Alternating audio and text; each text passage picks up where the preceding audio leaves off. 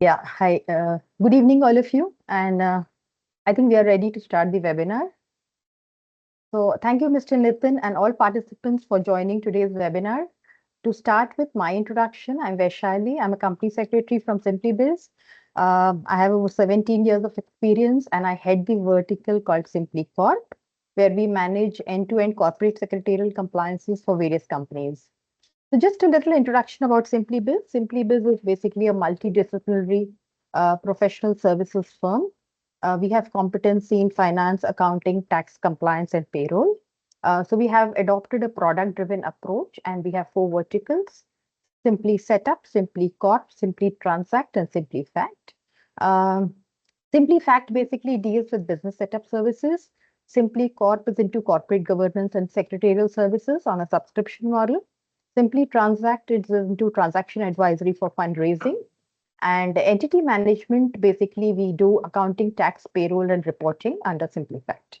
So we are a team of 30 plus professionals comprising of chartered accountants, company secretaries, lawyers, MBA graduates spread across Hyderabad, Gurgaon, Bangalore, and Mumbai. Whom do we serve? We basically work with a diverse portfolio of clients spread across Pan India, which broadly covers institutionally funded companies, overseas subsidiaries operating as GCCs in India, having parentage from various global locations, listed and unlisted companies, and startups as well. So if you're looking for any of our services, please do reach out to us through our website and we'll be happy to take your inquiries.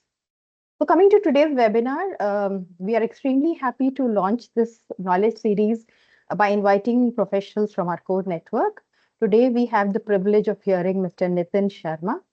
He's an expert in IPR, and he is the Technology Counsel Senior Director, Technology Patent Counsel at Qualcomm India, and he has been with them for the last 19 years. So I would like to wholeheartedly thank him for accepting our request to be the speaker at this session. I will now share a brief profile of his. So Mr. Nitin Sharma has 27 years of experience in software and wireless communication industry in the field of engineering, management, and IP. He currently leads various IP initiatives at Qualcomm India. The key responsibilities include developing IP prosecution strategy, 5G and AI ML technology patent portfolio management, IP education, and driving initiatives around managing innovation in the organization. He works with R&D and engineering teams to identify and protect IP. So Mr. Nitin Sharma holds BTech degree in computer science and engineering. He's also an LLB and LLM and PGD in patent law from Nalsar, Hyderabad. He's a registered India patent agent. He has led large multi-site teams developing software products and led global teams responsible for engineering support to customer products. Mr. Nitin is passionate about advocating the importance of IP in India and in India as a country, and in particular academic institutions and startups. He provides guidance to startups and entrepreneurs on IP strategy, I think, which is much needed. And Mr. Nitin Sharma also leads the CSR initiatives at Qualcomm India, Hyderabad. Given his extensive experience in the field and recognition as one of the world's leading IP strategists, in 2023 by IM Strategy 300, a highly regarded global legal publication, we are confident that he will lead the session in a manner that is both interesting and engaging. So today's session, crafting a winning IP strategy, protecting and leveraging and maximizing business value. We encourage all of you to please actively participate. Feel free to ask questions in the chat and we will address them during the Q&A session. Without further delay, please join me in welcoming Mr. Nitin. Over to you, Mr. Nitin. Thank you so much. Thank you, Vaishali ji, for inviting me and also for the introduction. And thank you all the participants. I mean, spending Friday evening for this important topic and not going anywhere else, I think that's, I should really thank you for giving that time.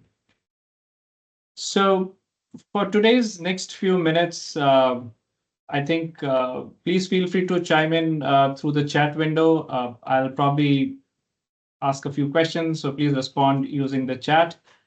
And feel free to share your comments and suggestions. Towards the end, we'll have some time left for questions as well. So let me start with asking you which companies are the top 4 or 5 uh, in terms of handsets in India today, right? If you could just think about the top 5 handset manufacturers in the country, what would that be? Um, can type in chat, or maybe Samsung. Yes, of course, Samsung is one of the top leading ones.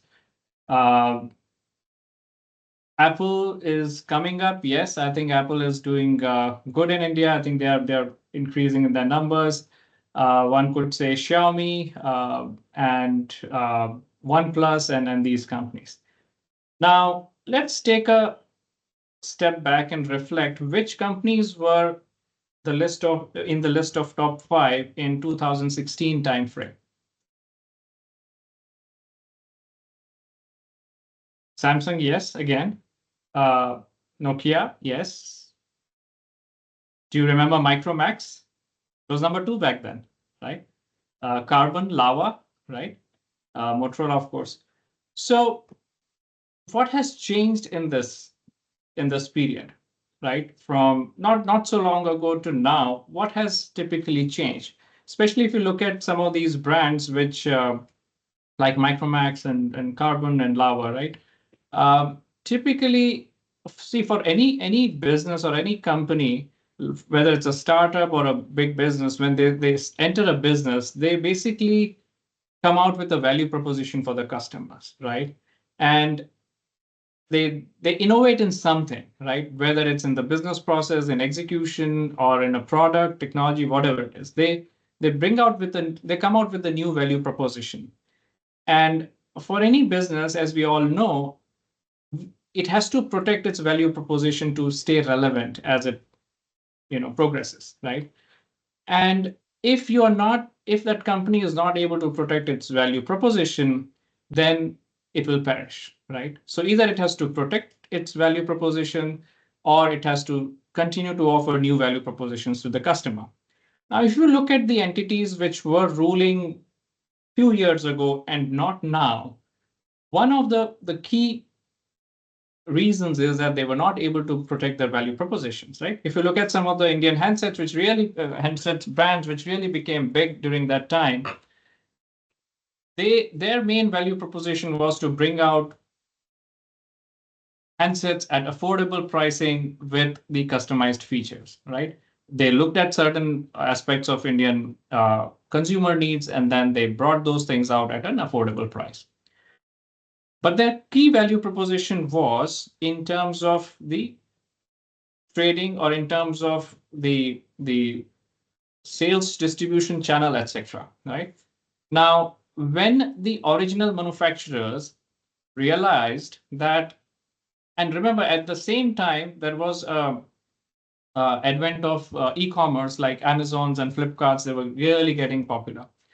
So the value proposition that some of these Indian brands had was basically evaporated very rapidly, and the original manufacturers came directly to India and started selling the product, right? So the value proposition that enabled these Indian brands to become big eroded significantly, right? So that's one example. Now you look at IBM, right? We know that even today, IBM has been the leader in the server business, or they've been there since 1960s. Their mainframes have been their main business. They've been leaders in that since like more than half a century, even today. Now, IBM was also a pioneer in the PC business, and they came out with, in 80s they were the number one company selling PCs. And they continue to do that for quite some time.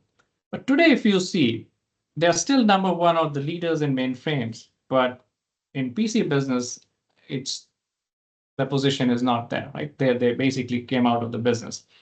And again, if you look at the reasons why that has happened, is that they were not in one of the same company, but had two different strategies in terms of how they protect their innovation, how they protect their value proposition. with two different strategies and therefore two different results, right? In the former case, they were able to protect their innovation, their value proposition very strongly, and hence they continued to be in the business. In the second case, they did not do that, and whatever choices that they made kind of eventually resulted in losing their value proposition or their innovation, and basically they came out of the business, right? If you even look at a national level, right, you will realize that all the countries which has really come out with great products, services, innovation has a very strong system of protecting their intellectual property and innovation, right? Um, Classic example is is China, right? When they were the manufacturing powerhouse of the world for quite a long time, and in late 90s, when there was a need felt, or there was a desire of some of the Chinese companies to start selling the products, there was a thought that, hey, we are making everything in China, and uh, so why don't we start selling internationally, right? So that we get more margins. But when they started doing that, they were not able to do that because the IP, or the whole value proposition in those electronics or the devices was held by other companies, and they were only manufacturing it, right? And so when they started selling directly to these international markets, uh, they couldn't do that the way they wanted, right? And that's the time when there was a realization as a country that they need to have a strong IP system and IP policy, and want to become, the leaders in the space of intellectual property by 2020. And there was a master plan that they came out somewhere around 2005, and within 10 years or so, they were the largest filers of the patents in the world, right? Now, all these three examples basically kind of you know points us to the very important fact that for any business, any startup, any company, it's very, very important to protect the core value that the company offers to the customers, and the innovation through which it creates that value. It has to protect that innovation, right? And one of the important uh, aspects, or important um, um, way to do that is to have a very strong IP strategy, right? In order to ensure that the innovations that the company has done is well protected, and there's a good moat around the value proposition that it offers. So so with that, let's start looking into what do we mean by IP strategy, right? What Can you somebody please confirm if you can see the slides while we? Yes, it's visible, Mr. Nitin. Okay. So let's look at what do we mean by IP strategy, right? And we'll try to cover what is IP strategy, and get a quick glimpse, or a small glimpse of how do we build a good IP strategy, right? Now, as we all know, strategy is basically a plan of action to achieve some goal, right? Every organization, no matter it's a big or small, has a plan around various things, right? For example, if it's a startup, how do we get the finance in place, right? What's the product development strategy? What is the sales strategy, and all of that, right? How do I get the human resource, etc., right? Uh, I think in our conversation today, we'll try to make a case for IP strategy, right? We looked at a couple of examples, and I think um, the answer is yes, we really need to have a strong IP strategy in order to make sure that we protect our innovations, we protect the value proposition, right? So let's look at um, what are the building blocks uh, of IP strategy, right? Uh, Intellectual property if you have to define it in one line, I would say it's basically a property which is created with the use of human intellect, right? A property which is created by the use of human intellect is called an intellectual property, right? And since it's a property, it basically has all the aspects of a regular property or a real property, right?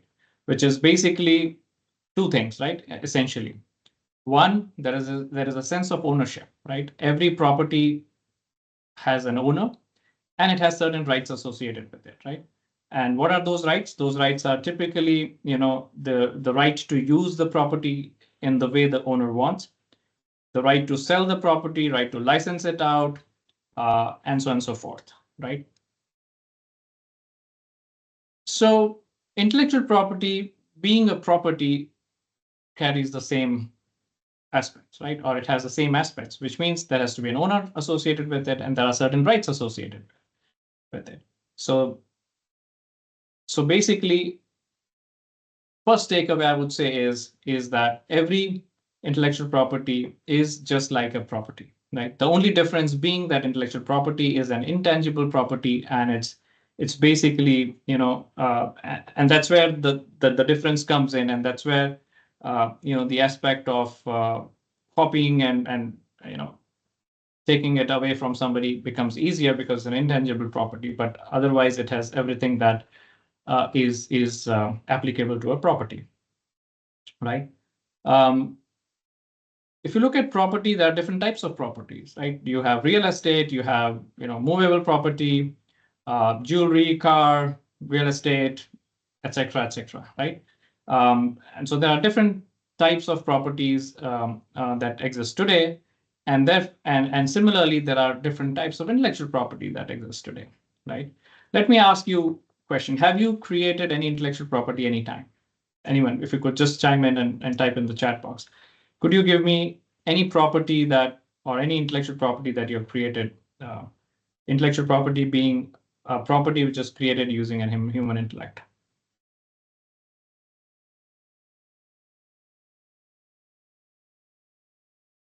Okay, can you please give me an example what that is?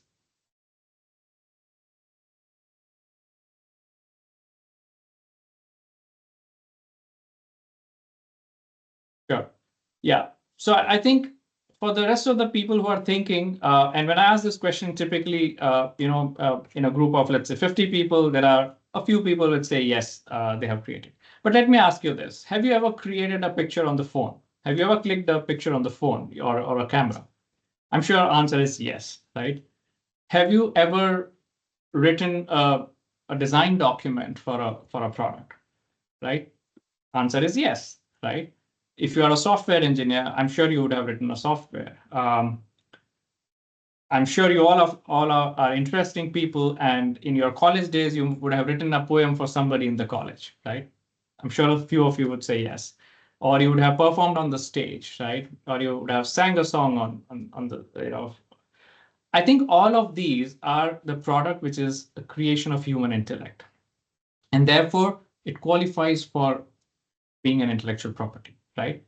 The point I'm trying to make here is, and not many of us realize, is that we create intellectual property day in, day out, right? So whether you're writing a design document, whether you're writing a proposal for something, or a business strategy, or a technological solution or a product, no matter what it is, if there is an element of human angle or creation, or if there's a creation using human intellect, it is an intellectual property, right? So we are creating intellectual property every day, right? Now, all these examples that we looked at, right? If it's a song that we have written, or a design document that we have written, or a computer software that we have written, or a technical product that we have created, or a technical solution to a technical problem that we have come up with, all these are different types of intellectual property, right? Now, the way we see that we have, okay, before going to the next point, the other question that typically gets asked is, yeah, I click this picture all the time, but I don't get money for it, or I don't get, Or sometimes people say, yeah, but that's useless, right? That's has no value. So how is it an intellectual property? Now let me ask you this, right? I'm sure all of us are familiar with Hyderabad and Tips Frankie, right? I used to love Tips Frankie.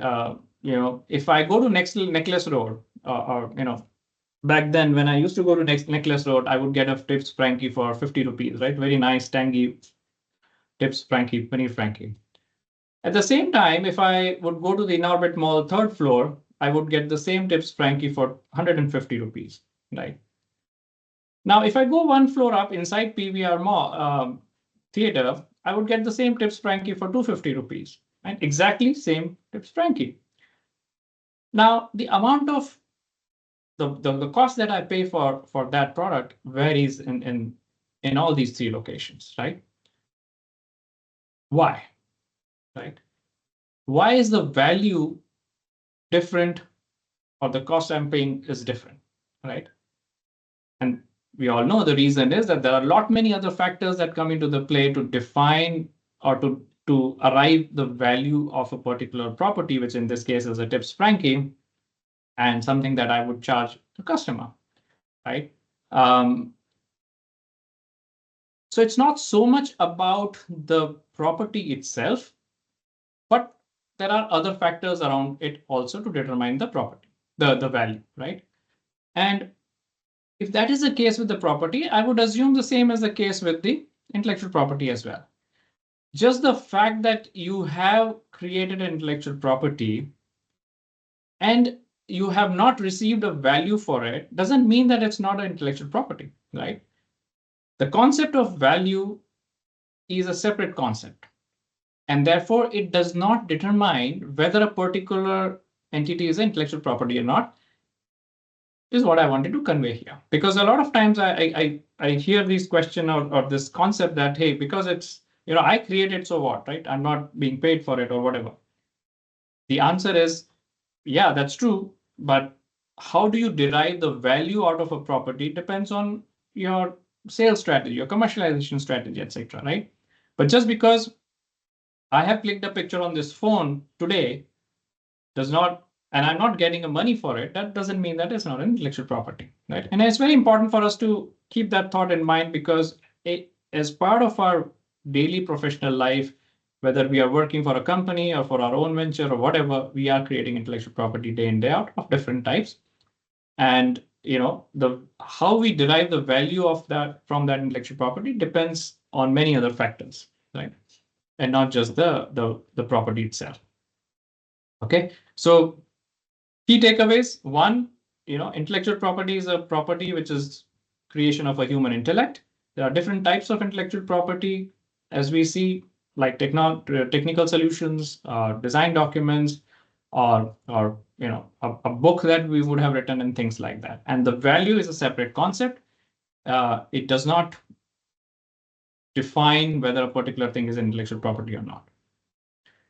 Now, we own a lot of real properties, right? We have cars, we have a watch, gold jewelry, real estate, and all, right? How do we protect those? Right? How do we protect the real estate or real property? For example, if it's real estate, you would of course register it with the government registration office. You would keep that registration paper in the locker or with someone. You may also choose to build a boundary around the land you have and put a note around it saying that, hey, this land belongs to so and so, right? Now, if you look at the car, right, of course you do registration, right? That shows your ownership, and it's a way of protection so that nobody else can take it away. But you cannot put a boundary around it, right? Or you can't put a locker, put it on the locker, right? If you take jewelry for that matter, there's no registration as such, right? Either you put it in the locker or you protect it through your personal, keeping it with you. The point I'm trying to make here is, depending on what type of property it is, you choose an appropriate protection mechanism, right? Number two, you might need more than one protection mechanism for a particular type of property. For example, in real estate, you need registration, you need a boundary around it, and also you might need a locker to put the papers in the locker, right? To ensure that you have full protection of your property. So likewise, since we have seen there are different types of intellectual property, isn't it fair to assume that there'll be different types of protection mechanisms for it? And therefore, depending upon what type of intellectual property it is, you would pick up an appropriate protection mechanism, right? And so we have different protection mechanisms like patents, copyrights, and trademarks, and all of that to protect different types of intellectual property. Now let's look at each of these protection mechanisms and then say what is that it protect, right? Because it's very important for us to understand these protection mechanisms so that we can use, once we know that, hey, we have created this intellectual property, we pick up appropriate protection mechanisms to protect it completely, right? Now, what are patents? Can anyone quickly chime in? What does that patent protect?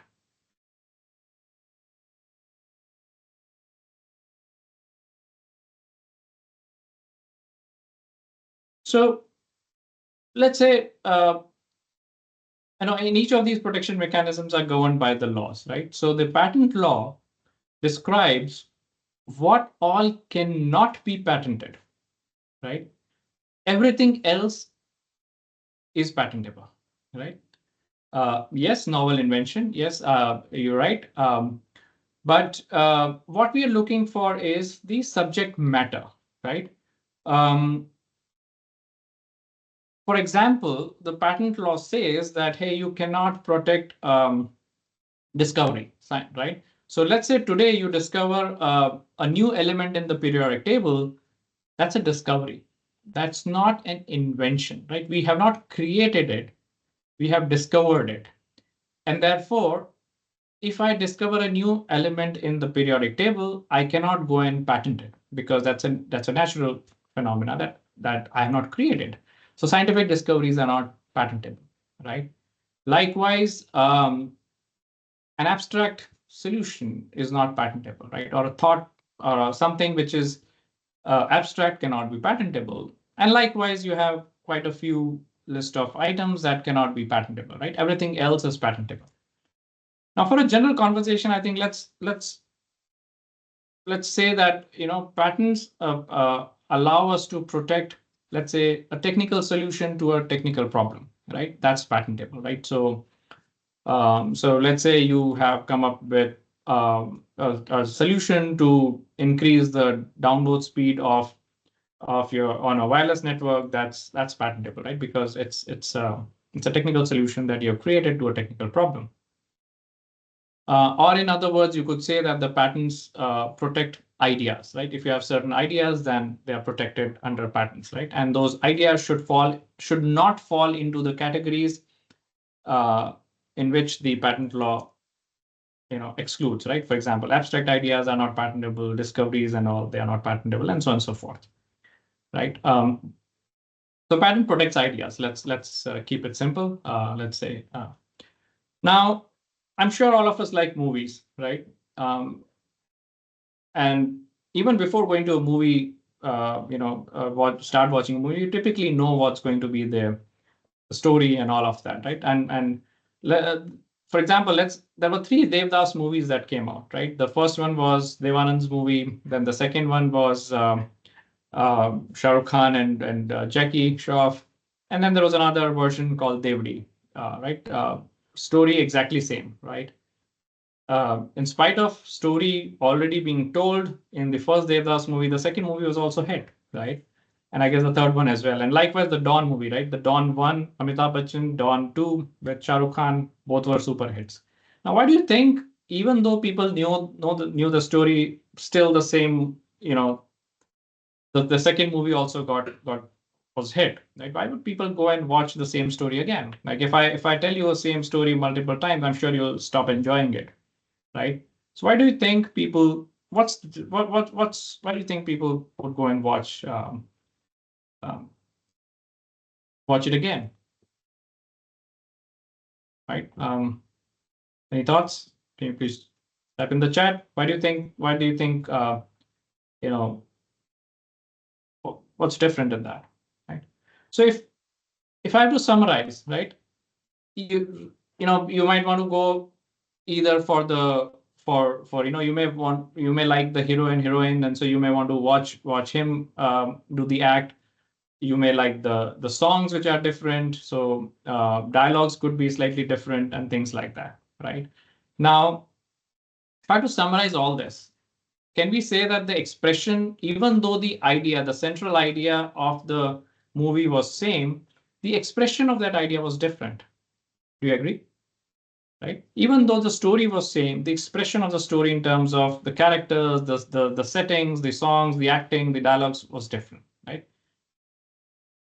So I would say patents protect ideas, but copyrights protects expressions, but they do not protect ideas, right? So let's take a moment to understand this, right? Patents protects ideas versus copyrights protects expressions. Now, why is it important? It's important because let's say you came out with a solution, which is a technical solution to a technical problem. A lot of research academic institutes do that. They do research, they come out with a solution, and they publish a paper, right? Um, let's say you came out with a good solution to a technical problem. You published a paper. I read that paper and make a product out of it and start selling it, right? Can can the copyright which is associated with the paper stop me from borrowing the idea from the paper and make a product out of it? I guess you would have guessed the answer. The answer is no, of course not, because if I publish a paper, I do get a copyright on that paper, which means nobody else should be able to take my paper or reproduce my paper and claim it as his own or any parts of the paper and things like that. But if he makes a product which contains the solution which I have come up with and expressed in the paper, I cannot stop it because I have not protected my idea. Copyright only protects the expression, which is that paper, right? So if I have to get a proper protection, then I also will have to file a patent for my idea, right? So if I come up with a technical solution, I file a patent, protect my idea, I write a article or a journal or whatever, scientific publication, and I publish it and I get the copyright. So I get both the protection, right? So I hope you're able to appreciate the difference between the two and why we are talking about need of multiple protection mechanisms to protect your innovation. There are many other forms of protections depending on what we want to protect. Like, for example, trade secrets, which protects inventions which could either be patent protected and all, but basically there are certain limitations in the patenting system. For example, you may be able to detect these solutions uh, in the final product, and that's why if you can't do that, then you may very well want to use the trade secrets and so on and so forth. So there are certain criteria based on which we will choose the protection mechanisms, which we can probably discuss in some other time. But for now, I would like to leave with the following takeaway that there are different protection mechanisms and there are different subject matter for each of these protection mechanisms that we need to understand. We also need to understand what are the benefits that each of these protection mechanisms provide and what are the drawbacks for each of these protection mechanisms. Because there could be a scenario in which, for example, a technical solution can be either protected through patents or through trade secrets, right? Or sometimes it could be protected through IC design. So you might have to figure out what makes most sense in your case, right? So just to summarize key takeaways, one, intellectual property is a property that's a creation of human intellect. There are different types of intellectual property, and depending upon what type of intellectual property it is and what are your business goals, you might want to pick up appropriate protection mechanism for protecting it, or maybe more than one, right?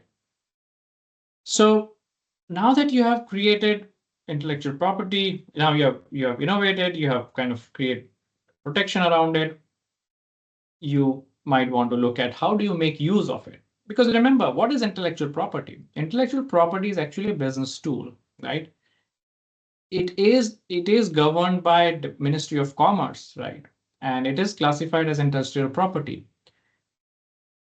And just like any other asset that you have, you know, if you are building a product, for example, you are coming, you have a business in which you're selling, let's say, um, a DVD player for that matter, right?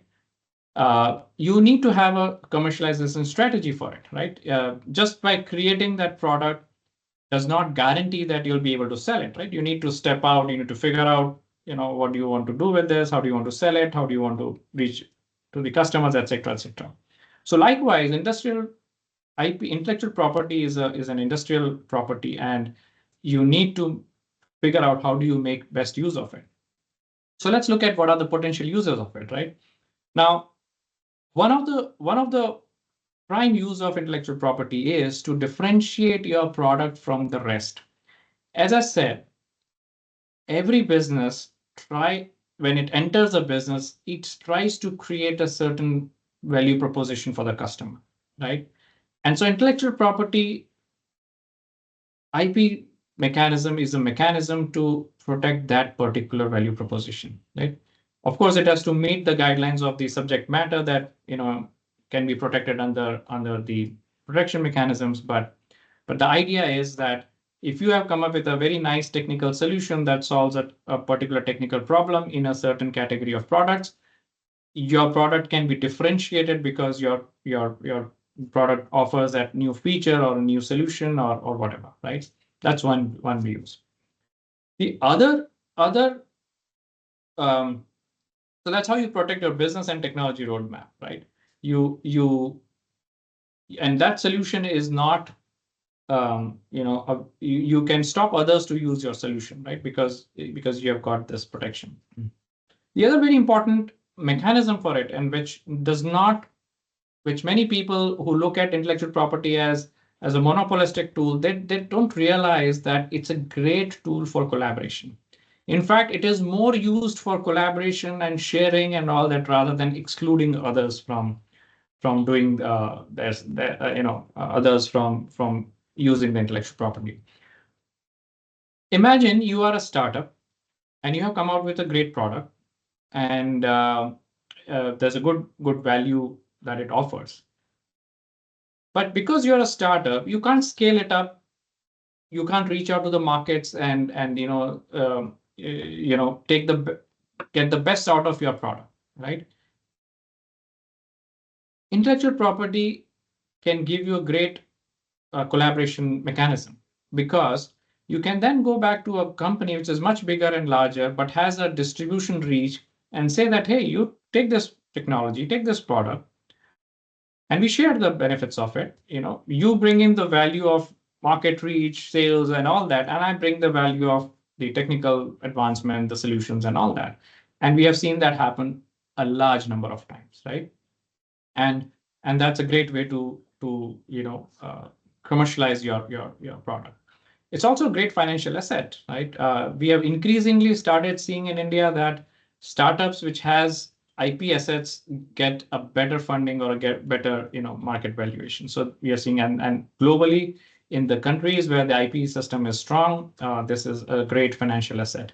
And just to give you an idea, I think Google bought Motorola just for their IP assets, right? And they took the IP assets and then they sold the other parts of the business to the potential buyer.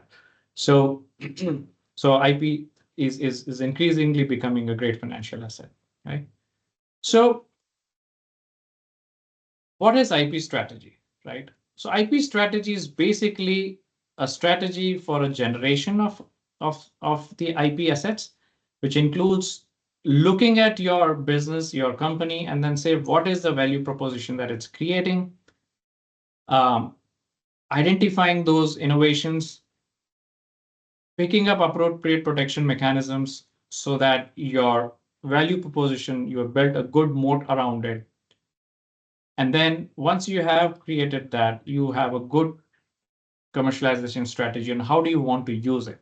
Because remember, generation and protection does not automatically means that money will flow into your pockets, or you will be able to use your IP strategy, use your IP assets in the way you want. You definitely need to have a commercialization strategy around it, right? So strategy for generation, protection, and commercialization of all IP assets is basically what is an IP strategy. Simple, but then the most important part, which I see that a lot of people miss, especially around startups and a lot of big companies also, is that the IP strategy is not standalone, right? What does that mean? It means that today, if you come and tell me that, hey, can you build an IP strategy for my company?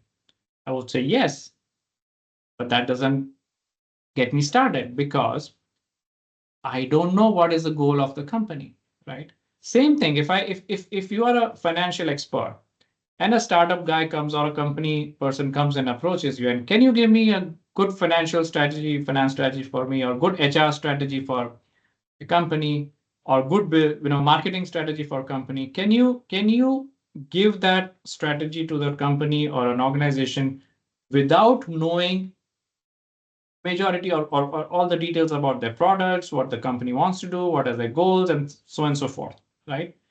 The point I'm trying to make here is IP strategy is not standalone.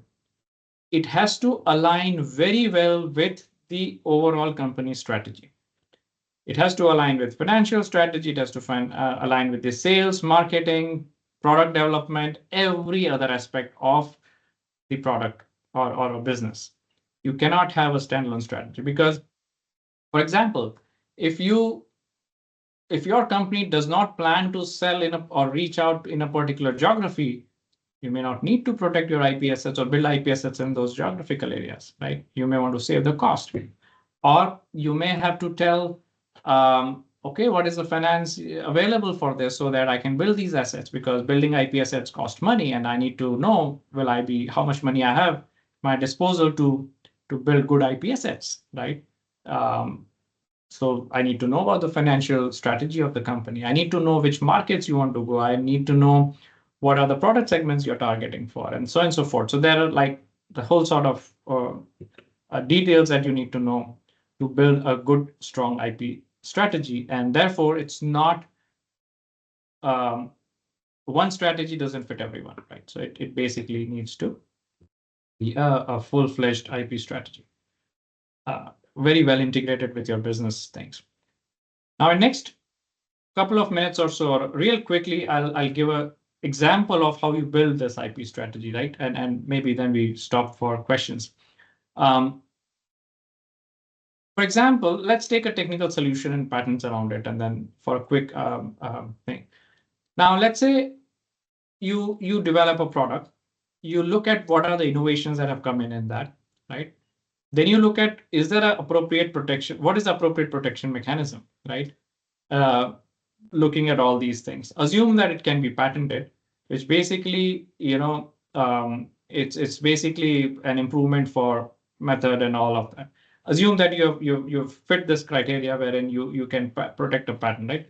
Assume that you came up with a solution in which you have built a product which improves the download speed of the data from internet by 5 times, right? So let's stick to this example, right? And you think, yeah, it's a good one. It's protected under patent. So let me go and patent it. Now, if you look at the patent law, it requires these 4 requirements to, for patent office to grant you the patent. It has to be novel. It should be new. It shouldn't be existing earlier. It should not be obvious. It should be useful to the society, and it should be fully described. Assuming that your solution meets all this criteria, you will be able to get the patent, right? But is that enough? The answer is no. Because unless I know what I'm going to do with this patent, I cannot decide whether I should be filing it or not, right? Even though I'm legally allowed to do this, right? And the decision whether to go ahead and file or not depends on the IP strategy, right? You build an IP strategy by looking at the overall business goals of the company, right? I'll give you a quick example. Let's say you have a 50 lakh rupees or 1 crore, right? And you love real estate, you want to buy a real estate. Now, you have two options to buy real estate. One, you found a plot which is in the Gachibowli area, which is the prime area in Hyderabad. You got a good property, so that's one option. But of course, it's a smaller one. But you for 1 crore, you got a property that you can buy in Gachibowli. The other option is that you are looking at, let's say, Uri sector in Kashmir, where there is a lot of terrorist activities and nobody goes there and all that, but you can get a big land over there. Where will you buy? Can folks please chime in, put the chat where you would buy, right? Whether it's in Gachibowli or it's in Uri sector, right? I'm sure a lot of you would answer that Gachibowli, right? And thank you for answering that. And I'm sure most of us would buy Gachibowli, buy land in Gachibowli. But let's say tomorrow morning I wake up with a very altruistic mindset, and let's say I feel like, no, I want to do something for the society or the world or humanity, and you know what, there is no medical facility available, and I want to serve, I want to build a hospital so that all the people who are suffering, they can go there and get a service and all this. Where will you buy? Will you buy in Gachibowli, or will you buy it in the place where there is more needed, which is Uri sector? And I'm sure the answer will be Uri sector, right? Now, what has changed? What has changed is the goal, the purpose, why you want to buy this land, right? Same thing applies for the intellectual property, right? Why you want to create this will make a decision, will help you decide on whether you should spend money on creating this IP asset or not, right? And that's why it's very, very important for us to understand what does the executive wants, what does the CEO wants, what is that they want to do, what's their business strategy, what is their product segment strategy, which markets they are entering, which geographical markets they're entering, which product segment they're entering, and all that, so that I can build appropriate IP assets around it to achieve these goals. My goal is not, as an IP strategist, is not to create IP assets and live with it. My goal as an IP strategist is to see how can I serve the business. That's the goal, right? Some people do file the patents just for the sake of patents because that gives them promotional chances or whatever, right? But that's their strategy. If that serves your strategy, great. But for a business, I think that's how the alignment is. And so there are many of these factors. And I'll quickly take another minute to give one example. Let's go back to our example of data download speed, right? Now I'm in a business of selling a device which needs to receive, for example, it's a movie device, Airtel device, for example, or like a set-top box.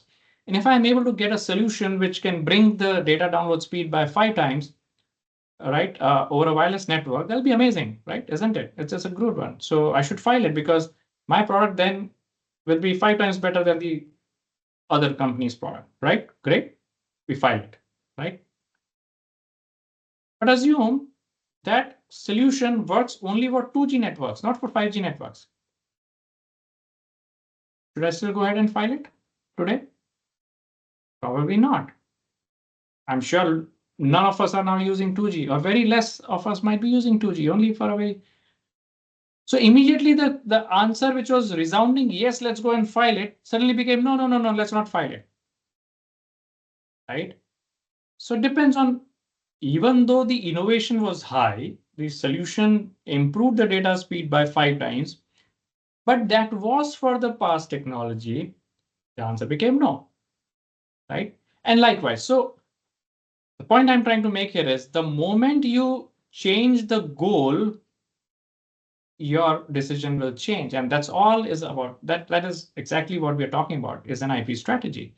You need to build an IP strategy. It's not a standalone. You need to build an IP strategy looking at your business goals, organizational goals, and all of that. And then you have to continuously align it as the business goals and business strategy changes, right? So key takeaways, as I said, IP, its value, and IP protection mechanisms are all separate concepts, right? It's not standalone. IP strategy covers generation, protection, and commercialization of IP assets, but it is in line with the business goals.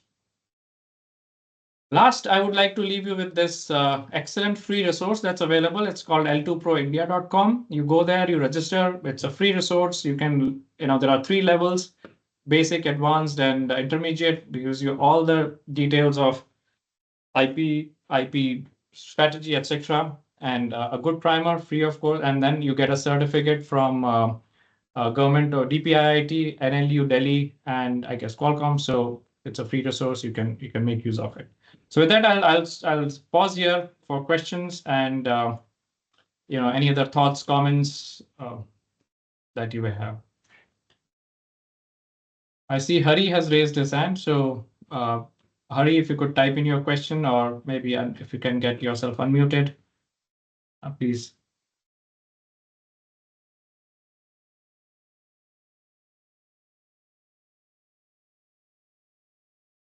Shrihita, can we unmute the people who have raised hands?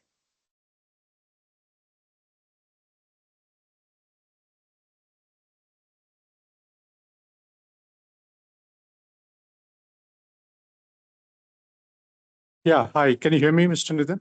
Yes, please. Yeah, thank you. I think this is a great, primer, actually, beyond a primer, I think, coming from a practical perspective. So my question, is, as we are a startup at T-Hub, and, we're working on some AI things for, in the EV battery ecosystem. So let's say we find some solutions and we potentially file a patent for that in India, and then we want to take our product to US. Now, how does that work? Do we have to again file a patent process there, go through the process there? We could just talk about that. Sure. So short answer is yes, because patents are jurisdictional. The way you should look at intellectual property or any of these is governed by the law, right? And intellectual property, patents, copyrights, whatever, it's actually a contract between the innovator and the government, right?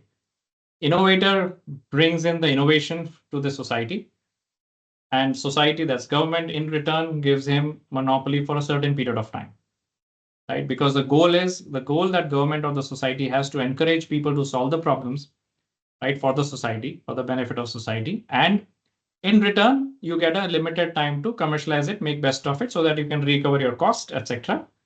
And then it becomes a public knowledge. Since it's a contract between the government, it is limited to the land area which the government controls, which basically is the country, right? So you have to go and file patents in every country where you want the protection. However, there are certain mechanisms that are available, like PCT application or a convention application, which can give you certain benefits and mechanisms to play around with it and get the protection in different countries. But answer is yes, you need to make sure that you file patents in different countries. And you need to make sure that you maintain the timelines and deadlines, because if you're filed in one country, you get only a limited time period to get into the other countries and so on and so forth. And the PCT can give you a little bit more time. So all these nuances you might have to look at. But yes, you need to protect in different countries where you want the protection. Hope this answers your question. Thank you. Thank you, sir. Thank you. Madhav, please ask your question.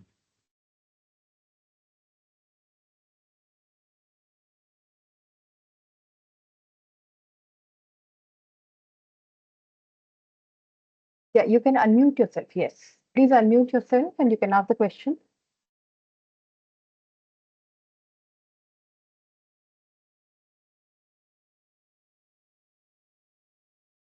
There you go. Can you hear me?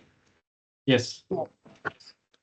Hi, Nitin. Yeah, it's a wonderful talk, and thank you very much for sharing all that wisdom, and also providing some resources where one can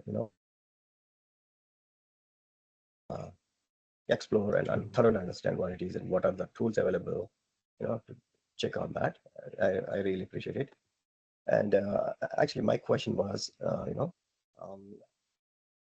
like I felt like you should have covered a little bit about what kind of tools we have one can start working on it. Rather, I know that many know that what is the intellectual property, what are the measures one can take to protect, and what are the tools available out in the market which one can implement and uh,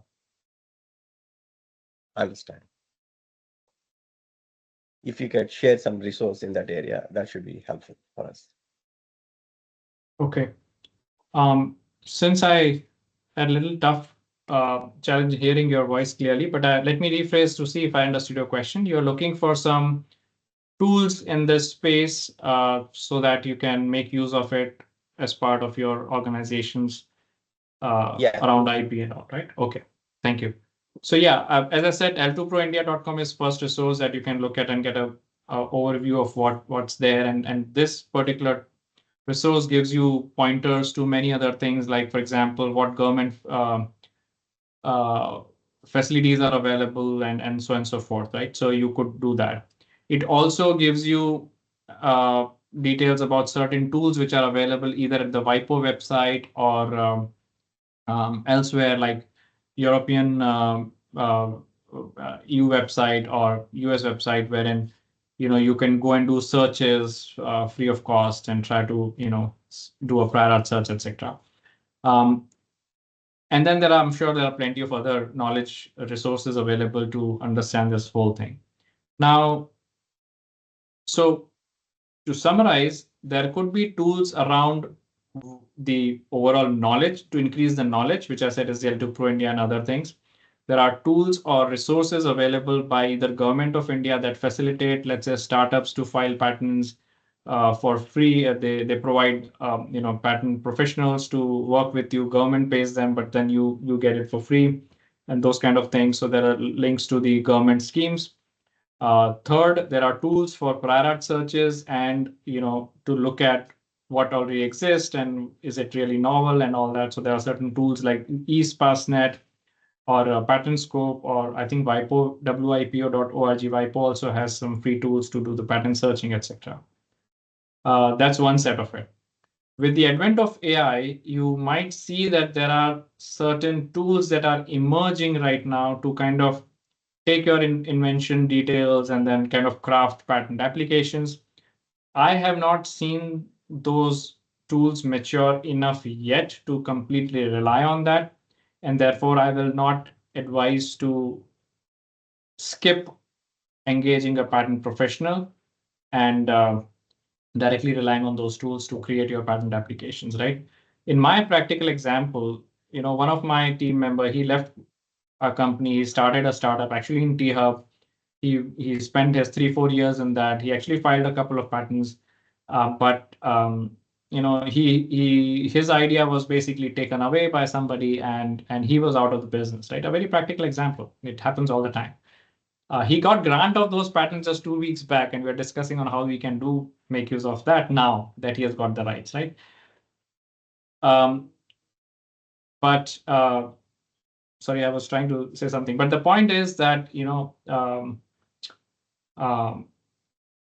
these tools which are available, I think you should make use of it. Yeah, the point I'm trying to make with that example was that he created a patent application, but the quality of patent application could have been better if there was a better patent professional engaged, right? Because the way you write your patent application and describe inventions and claim it and all that can make a huge difference in whether you can get all that benefit of patents that we talked about, or for that matter, even the other things. So though these tools are great for giving you a head start and understanding and all of that, but we are not there yet to rely completely on tools to do things independently. So you should at some point consider engaging a good patent professional to craft a good IP set for you.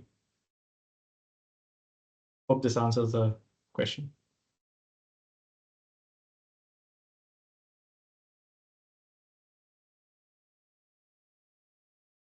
Yeah. So do we have any more questions?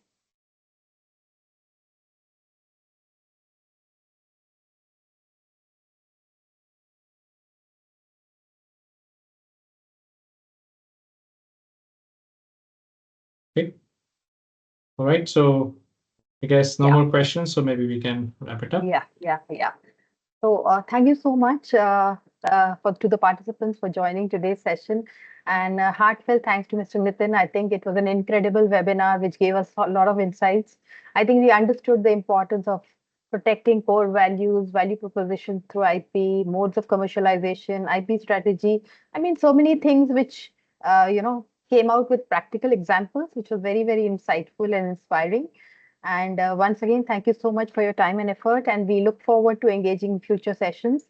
There is some chat, I guess. Uh,